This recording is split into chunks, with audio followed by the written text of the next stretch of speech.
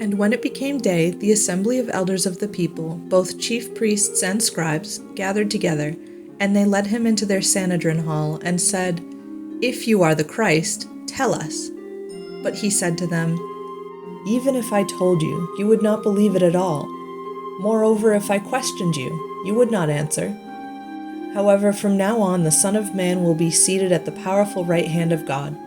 At this they all said, "Are you therefore the Son of God?" He said to them, "You yourselves are saying that I am."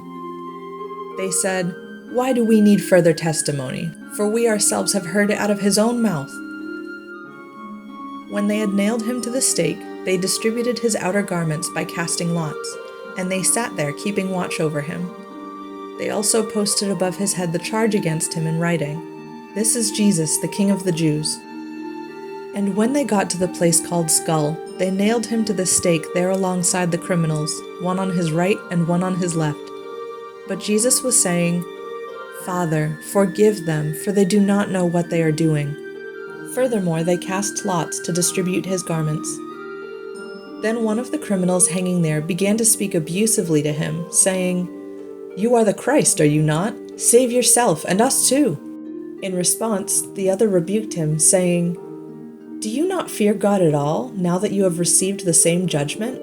And we rightly so, for we are getting back what we deserve for the things we did. But this man did nothing wrong." Then he said, "Jesus, remember me when you get into your kingdom." And he said to him, "Truly I tell you today, you will be with me in paradise." Well, by now it was about the 6th hour, and yet a darkness fell over all the land until the 9th hour, because the sunlight failed. Then the curtain of the sanctuary was torn down the middle, and Jesus called out with a loud voice and said, "Father, into your hands I entrust my spirit." After he said this, he expired. And look, the curtain of the sanctuary was torn in two, from top to bottom, and the earth quaked, and the rocks were split, and the tombs were opened, and many bodies of the holy ones who had fallen asleep were raised up. And people coming out from among the tombs after his being raised up entered into the holy city, and they became visible to many people. But when the army officer and those with him keeping watch over Jesus saw the earthquake and the things happening, they grew very much afraid and said, "Certainly this was God's Son."